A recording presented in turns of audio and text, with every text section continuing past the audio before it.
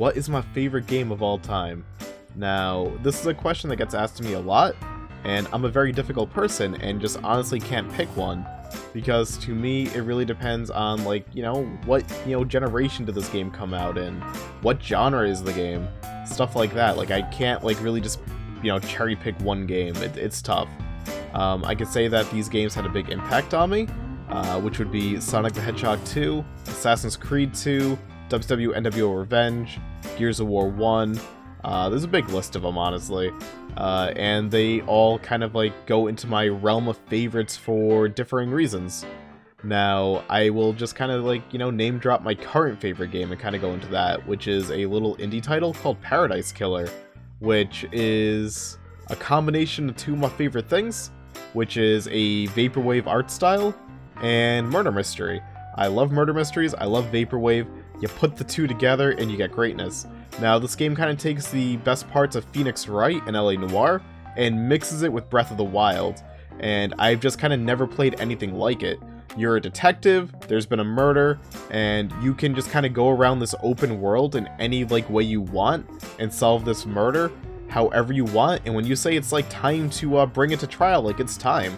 When I played, like, I didn't even go to the murder scene for like the first 8 hours of my playthrough. Like, I just went around, I interviewed people, and I looked for clues. Then I went to the murder scene, where, you know what, my life would have been a lot easier if I did that in the first place, but I didn't. And honestly, I love the fact that I didn't have to do it. Like, I was able to just really feel like a detective and go around, and like, it had like this big fantasy story involving like new earths and like gods, and like it's freaking wacky.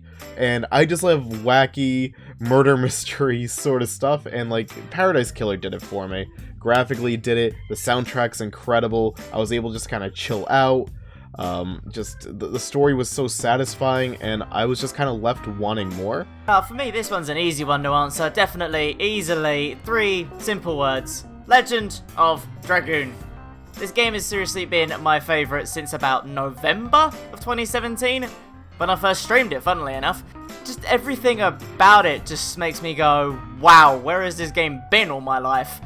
The story has so many twists and turns that I did not see coming. I mean, I look back on them now and think, okay, that's a bit cheesy. But when I played it for the first time, I was just like, whoa, you know what I mean? Probably easily one of the best soundtracks I've ever heard in a video game as well. Just literally every track in there is just like, whoa. And, I thrive on music these days because, I do love me some musics. The meat and potatoes of it is the battle system. Oh my god. It's not just your typical mash A to win or mash X to win. It's literally just a case of you ain't doing a lot of damage unless you've got good timing with your button presses. That's the best way to describe it, as it were. It's literally, and like, the magic system, like the Dragoon system, is like, it's just absolutely mad. Like, you cannot physically use magic unless you transform into a Dragoon. It's mad. Absolutely mad. It's not your, it's a typical JRPG in the sense of the word, but at the same time it's kind of not. Yes, it has its cheesy, start with the knight, rescue the girl, end up getting recruited by some army, and then you find out what the bad guy's actually doing. It's just like, yeah, that's typical. But then some of the twists and turns were just absolutely ridiculously mad. My favorite game, at least currently, is Pokemon Snap. New Pokemon Snap, to be specific. Oh my gosh, look at how cute these are. I love this game because it is super relaxing, super beautiful, and it really speaks to my creative side. I could stay in here and take pictures of Pokemon for hours. And there's a lot of secret interactions that you can get depending on how you interact with the environment around you. You have a ton of photos that you can use. Look at that. That's a cute one. Oh, got it. You can speed through the courses at a certain point if you want to get to a certain part of something.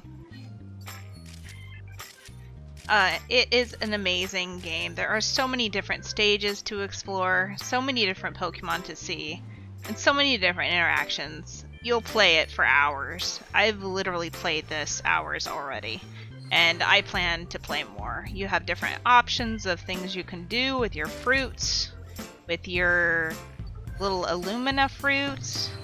There's a Pokemon in there. I totally see him. Come out, Mr. Snake. I know you're in there. There he is. Look at that. Overall, it's a really fun and interesting game, and I definitely recommend it to anybody who wants to just stretch your creative bones and enjoy a nice, relaxing time with different Pokemon in different environments.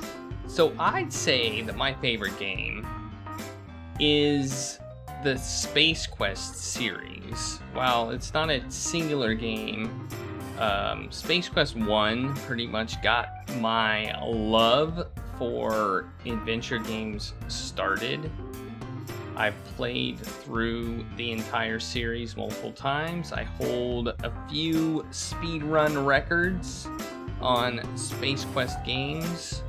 And as you can see right there, I have based one of my logos off of Space Quest 4. So that one is easily in the top of my favorite game categories. I like it because it was my introduction, more or less, to adventure gaming. I like the sci-fi aspect of it. I like the comedy inherent in the series. And it just kind of fits all of my favorite genres. Comedy, sci-fi, adventure, everything wrapped into a nice little adventure game package.